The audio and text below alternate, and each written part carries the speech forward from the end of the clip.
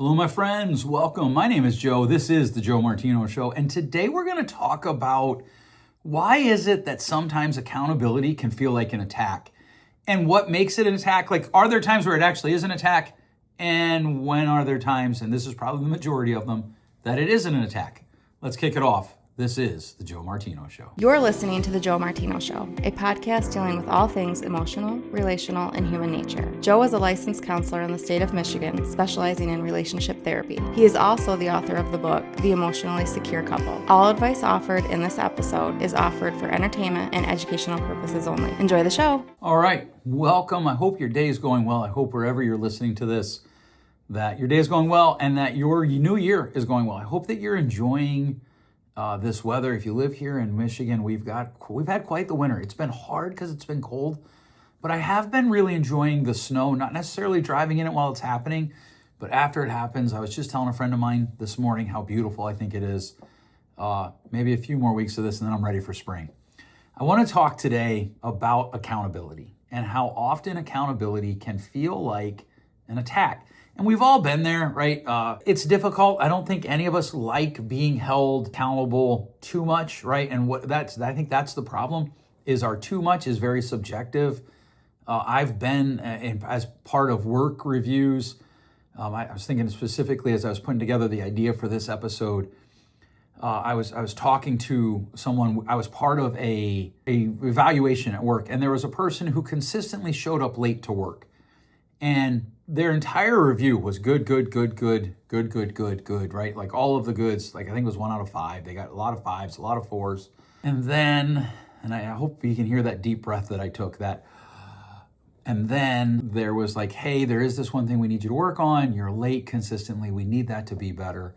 And the person just lost their mind. And I wasn't the one giving the review. It was when I worked at an institution. But I was there as the witness. Part of the way they did their reviews was the HR person did it, but then there had to be like the person's manager.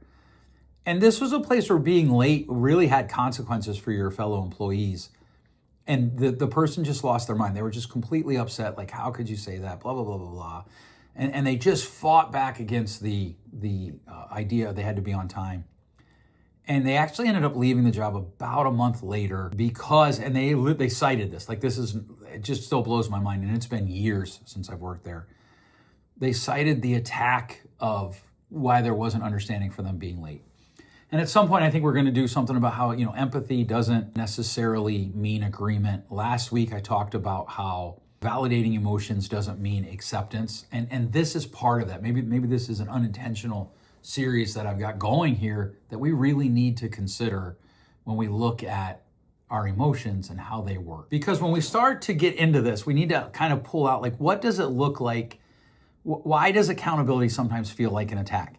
And it can feel like that. I think, first of all, one of the really important reasons for us to consider is a lot of us, our identity is still being formed even as adults. And if you remember, if you've been around for a while, you know that one of the things that I believe is that we need 3 things in our lives. We need identity, we need affection, and we need affirmation.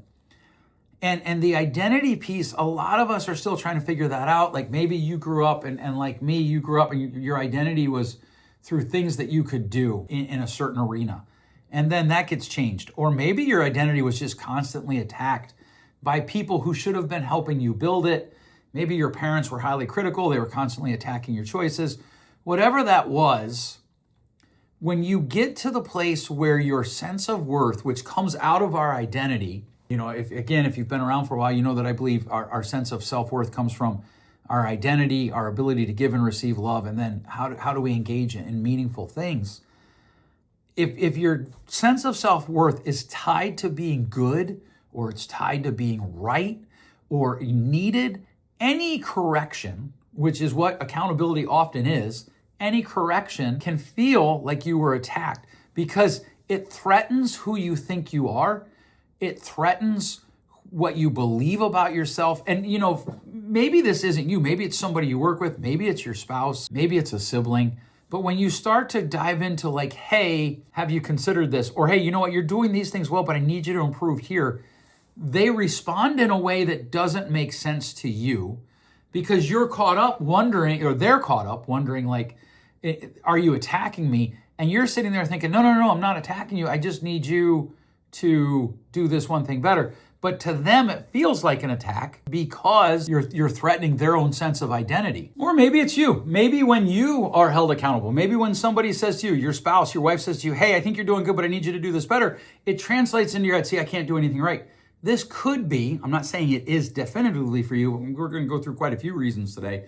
But this could be because you feel like your identity is being attacked. And this can happen even when, like, if something that you're a part of is being critiqued. I tend to hammer the mantra on youth sports when it's youth sports, or even high school sports or adult sports or whatever, your things that you volunteer for, whatever it is, if those are critiqued or held accountable, that can feel like an attack. If it's something you're doing and it's questioned, that can feel like an attack, especially if it's tied to your identity. So the next time that you feel attacked because someone is trying to hold you accountable to something, maybe a better response would be to run out. Is this because whatever this is part of my identity? And I'll just pick on my field for a minute. I see this with counselors pretty regularly. When the field of counseling is questioned or pushed back against, you can watch counselors get very defensive because counseling is being attacked. But you think about our language, I am a counselor, right? We use identifying language for our work.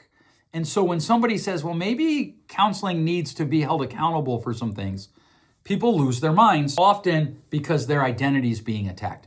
And this happens because what happens is we're now moving from, we're a society that is built around only affirmation.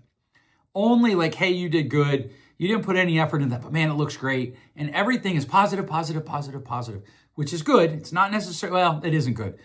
True affirmation is good. True, hey, good job is helpful. False good jobs are rarely helpful.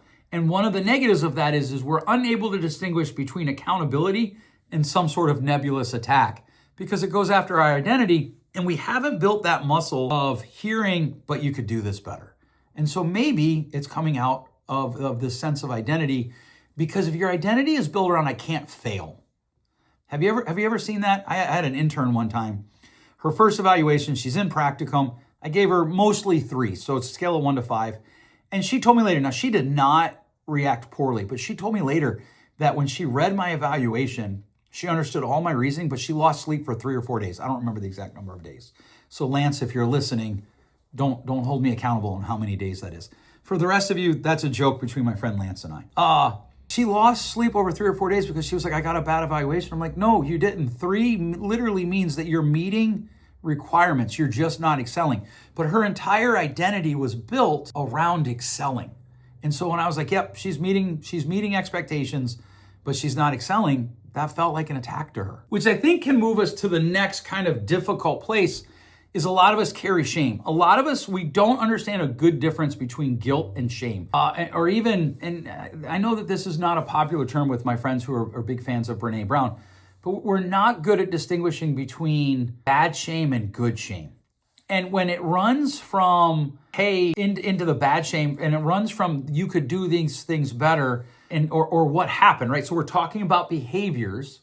Our brain can jump to self-protection because we go from not about what happened to what does this mean about me? And if you think about this, like my son is 13 and he is just getting into hats in the last year and he wears a lot of my hats. And one of the things that he does with my hats is the color of his hat has to match the rest of his outfit. And he gets that from me.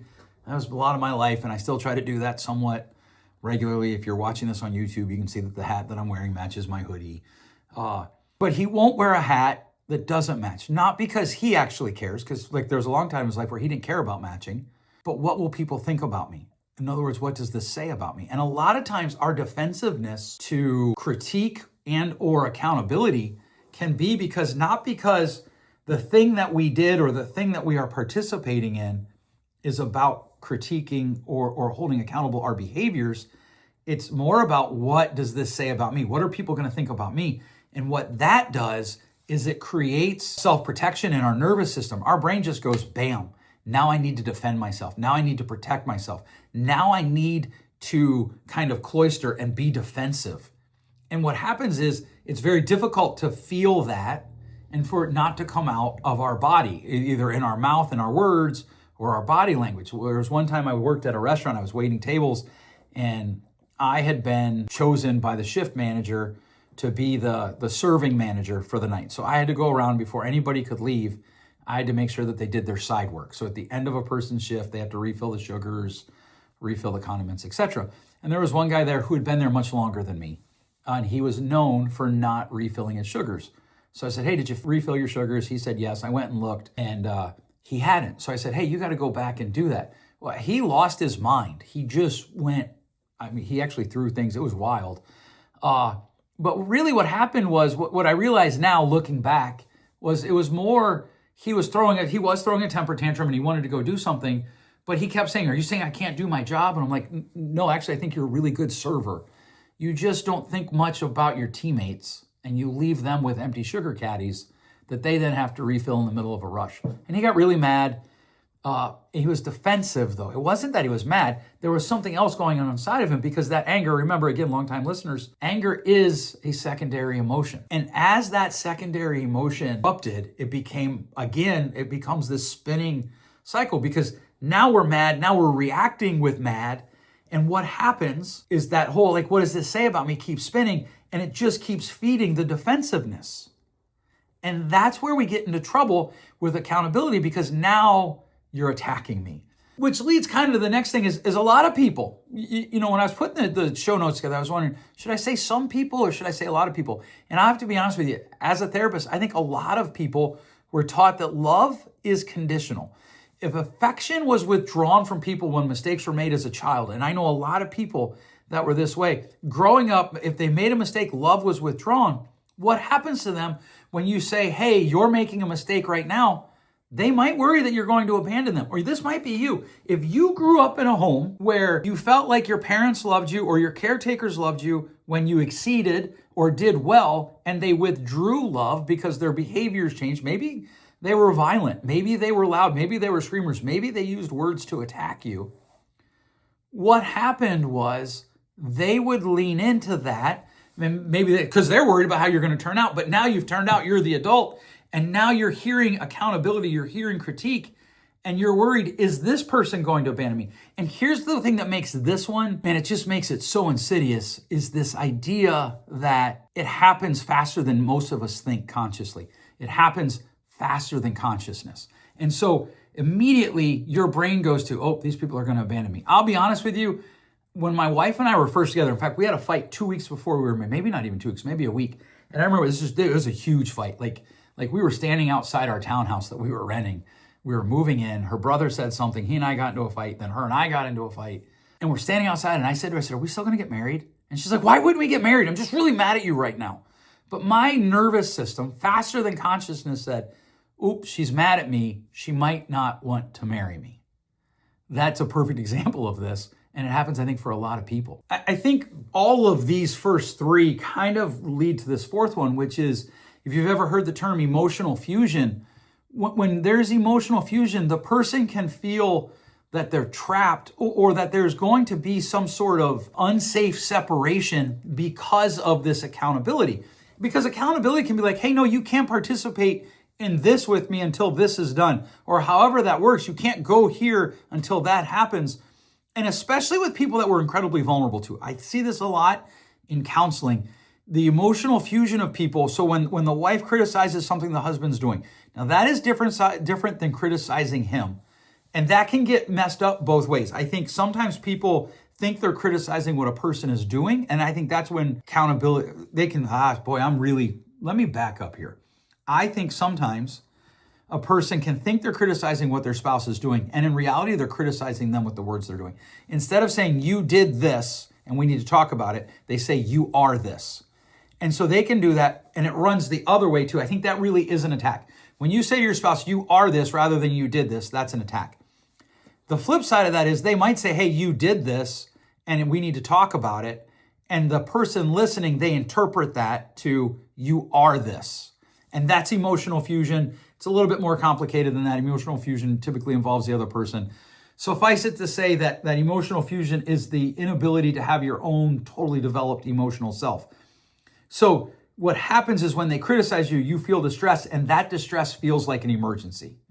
And this is important to understand, because what happens is a lot of times that defensiveness, the person that is offering the legitimate critique and or accountability can feel like it's arrogance on the other person's part, or they can feel like there's meanness there. And sometimes there is, right? We have to figure that out. But a lot of times when there isn't, we can still feel that because we have an emotional fusion that creates this unsafe feeling. And it's a nervous system response. It's a nervous defensiveness. It's a fear response. It's not really arrogance. Blame shifting or minimizing or counterattacking will usually show up in this case because it's a defense mechanism, not because they actually are trying to attack you, even though they are. I get that, and it sounds like I'm talking out of both sides of my mouth. Sometimes they just want to attack the other person. They just want to go on the affront. But a lot of times what happens is their body is kicked into defensiveness. There's fear inside of them, and they're just trying to protect themselves. Their brain is just trying to protect themselves. And certainly that doesn't excuse it. We still have to work through it. If this is you, you can understand something, why it happens. And a lot of times in our modern society, that's where we stop.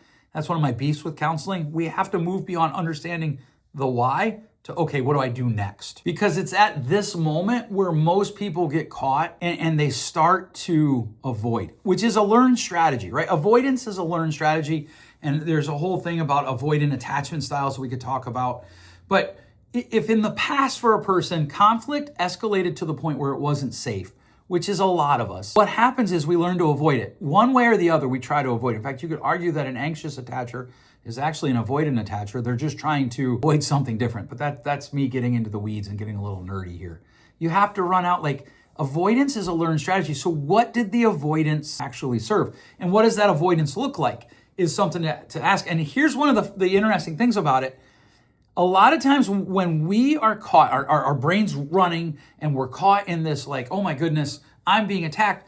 What happens is we want to avoid. So what do? We go on the attack, and we start to become the tone police. I cannot tell you how often I sit in a room with people and the argument is, well, I didn't like his tone. I didn't like her tone. Well, okay, but wait, we came home and our son was having a party and the counter was on fire because they were doing stupid stuff, and I got mad at my son. This did not happen. I'm giving an example that I've never heard of because I'm trying to keep it away from somebody being like, oh, he's talking about us. And our son set the counter on fire, and I didn't like the tone in which my husband addressed him. Okay, well, was he calling him names? Nope. Was he screaming at him? Nope. But his tone.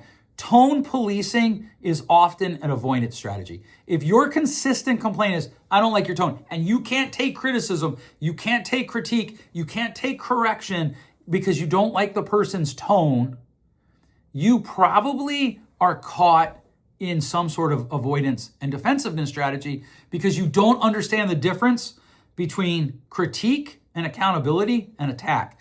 Because now what we've done is we've moved it from what happened, right? We've moved the conversation, when I say it, from what happened to how the person said it. Well, I don't like what you said. Okay, but is what I said truthful? Yeah, but I don't like what you said. Okay, what words did I use? And look, if you've been around for a while, you know one of my favorite questions is, okay, well, how could I tell you what I'm trying to tell you without you feeling that way? Well, you have to change your tone. Okay, well, what does that mean? What happens is the person is trying to regain control that they feel like they've lost. Their brain is trying to regain control that they feel like they lost because they've been critiqued. They have been told, hey, you didn't do that well. And that's a really dangerous thing. Tone is one of the most difficult things because there are tones, right? Like I can be like, oh, don't say it like that. Or I can be like, hey, don't say it like that. Those same words, different tones. But there is a variance there that we have to consider. We have to look at that variance. There has to be like an acceptable space there where maybe I don't like your tone completely, but you're not actually being sarcastic. I need to evaluate what you're saying, not the tone in which you're saying it. And part of this is because we have confused emotional comfort with emotional safety. And that's why this has to come after our conversation kind of about what is the difference between accepting and validating emotions. And maybe this should be its own whole episode. What's the difference between emotional safety and emotional comfort? Emotional safety is talking about what a person did, not who they are. And what happens is If I don't like your tone, I'm uncomfortable. Or as my editor told me this week, the preferred written term is discomfort. I'm experiencing discomfort. And if I'm experiencing discomfort, the responsibility is on you to change that. The responsibility is on you to change how I'm talking. And the discomfort with that is irrelevant then, because I just don't like the way you're saying it. I can then kind of move away from it because I feel emotionally uncomfortable, and emotionally uncomfortable means I'm emotionally unsafe. It's one of the reasons I hate the phrase when people use it as a weapon. Well, I just don't feel safe. Okay, that's fine, but are you actually unsafe? And is there a way that you can be criticized or critiqued or told you're doing something wrong without feeling unsafe? Because if there isn't, your life is going to be immeasurably harder than it has to be. And this kind of moves into like the idea, and this is what happens, is a lot of times saying I'm sorry can feel like losing. And we're caught now in winning and losing, and we're in binary winning. Like baseball, both teams can't win. In a baseball game, both teams can't win. But in life, we can both win. You could say, hey, you know what? I was wrong. I'm sorry. A couple weeks ago, my wife said to me something. She was like, you did this. And I was like, crap, you're right. I did. I'm sorry. We both won. She won because she held me accountable to something. I won because I had the opportunity to grow. And a lot of times what happens is when we take responsibility, we feel like we're surrendering power. And again, I don't want to make this too much like, oh, it's just always your childhood. But if you grew up in an environment where surrendering power wasn't safe, you're not going to want to say, I'm sorry, and give up that power, because what happens is it's scary, and your body doesn't like scary. What happens is it starts to run towards, no, I have to defend myself. There's no way I'm saying sorry, because if I say sorry, I'm going to pay for that the rest of my life. That is true emotional unsafety. If you're going to pay for it the rest of your life, then you're not safe. But in the moment, if we can acknowledge what we did was wrong, if we can acknowledge I could have done it better, this is how I'm going to do it better, or this is how I'm going to try to do it better in the future, we can actually repair whatever damage we did, and we can actually strengthen the relationship and move forward in a way that is super healthy. Which of course begs the question, what does healthy accountability actually sound like? What does it look like? And I debated it because my brain's freaking out right now because I'm at almost a half hour, and I don't want to go too long, but this episode's going to be long, so hopefully you're here for the ride. Healthy accountability actually sounds like something that is healthy and growing. And how do we do that? Well, it's clear. Yep, this is what you did, right? So accountability from the person doing the accountability, the holding accountable. What they're talking about is clear. It's specific. It honors boundaries. It isn't about 17 things. It's about one thing. Or if there are 17 things you can do better, there is a logical procession to them. There is a logical flow, and we deal with one thing at a time. It's focused on the impact of what you did, on behaviors and impact. And then for the person who's being held accountable, their response is the same thing. It's going to be clear. It's going to be specific. I recognize that what I did was wrong and it hurt you in this way. Or I recognize that what I did wasn't good enough and it caused this negative outcome. And this is how I'm going to repair it. It talks about building character, not assassinating the character. It talks about emotional building, not emotional unloading. This is not the time for an emotional word vomit. This is time for, I understand that I hurt you. And if it's emotional, I understand that I hurt you in this way emotionally. And this is what I'm going to do to try to repair that damage. This is what I'm going to do to move forward when we experience this again. Or maybe we're not going to experience it again, but this is what I'm going to do to try to repair this moment so that you and I can move forward together in a healthy way. And again, what this looks like is really clear, specifically measurable things. So the other night, my wife was like, you just turned off the light. And what she said was, you just turned off the light and rolled over. You kind of mumbled goodnight. You didn't give me a kiss. You didn't tell me I love you. And you just rolled over. I was like, you know what? I did. You're right. That's wrong. That's not how we want to live our lives, right? Well, that's not how we have said we're going to intentionally live our lives.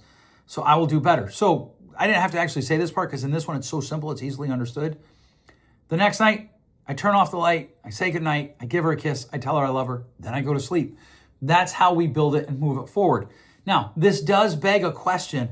What happens when someone just kind of collapses under accountability? How do we do that? One of the things we have to do is we have to work hard to slow it down. Just slow down what's going on. name the behavior, and don't get caught up in arguments about tone, or don't get caught up in sideways conversations. If they say, I don't like the way you said that, I don't like your tone, tell them, like, okay, is there a way that I could say it differently? That wasn't my intent. What would the tone look like that you're looking for? But if they can't give you actionable steps, if they can't actually say your tone needs to go from this to this, then the answer becomes, okay, well, I'm sorry that happened. Do you understand what I'm saying about your behaviors? And just go straight to that. Well, I just don't like that tone. Okay, then maybe what happens is we're just going to have to let them sit in the discomfort of knowing that there's this stress between us. You might have to let the person just live in that discomfort. And you know, I've hammered this so many times before. I cannot tell you how many times I sit with people who what they're running out is they don't like to be in discomfort. They don't like to struggle with the other person. They don't like to know that there is conflict between themselves and someone else. And so they're trying to rescue themselves by rescuing the other person. And if that other person cannot handle being held accountable, you're going to have to say, I understand you don't like how I said it. I understand you don't like my tone. I understand you don't like whatever. I don't agree with you. So like the couple, what did I say they did? Oh, the kids set the counter on fire. I think the husband gets to say, or the wife, if the husband say he didn't like her tone, I understand you didn't like that. I get that. However, our son set the counter on fire, and we need to talk about what is proper accountability for that behavior. Because nothing is not proper accountability. And some people are going to be like, wait, Joe, what happened with your son when he ruined the meat in the freezer? Yeah, that, because those of you who don't know the story, you can go back and find the episode. I did. I just hugged him. I was like, dude, it's going to be okay. But there were consequences. We actually said, okay, maybe you can't go to the freezer until we can get some sort of monitor on it so that we know the door is closed. There was still consequences on how are we going to make this right. A few nights later, he dropped a piece of wood out of the wood stove that he put back into the fireplace. But it wasn't a piece of wood, it's compressed brick, but whatever. And I said to him, I was like, bro, you cannot play with the stove. Now, here's the thing. He's going to have to help me replace the rug. That's just how it goes. Like, I'm not mad at him. I don't need to scream at him. I don't need to yell at him. But he's going to have to help me replace the rug. That's accountability. When we move through this whole process, one of the hard questions becomes, what do I do when someone can't be held accountable, when they don't want accountability? And this gets super difficult. It gets incredibly complex. If you're married to the person, that can create issues. I see this a lot with adults and their adult parents.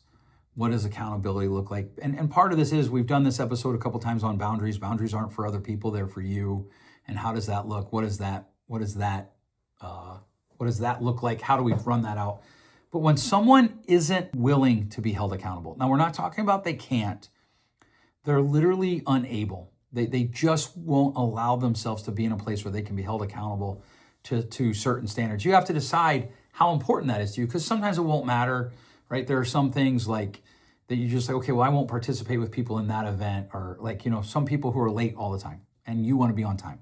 Here's one. I have a client right now. She's in her young 20s. A lot of her friends are late to things that she wants to be on time for. Well, that's a simple one. Don't ride with them. Because she's brought it up before, like, hey, I don't mind riding with you, but you're late, right? She's trying to hold them accountable. She's trying to say, hey, let's do this.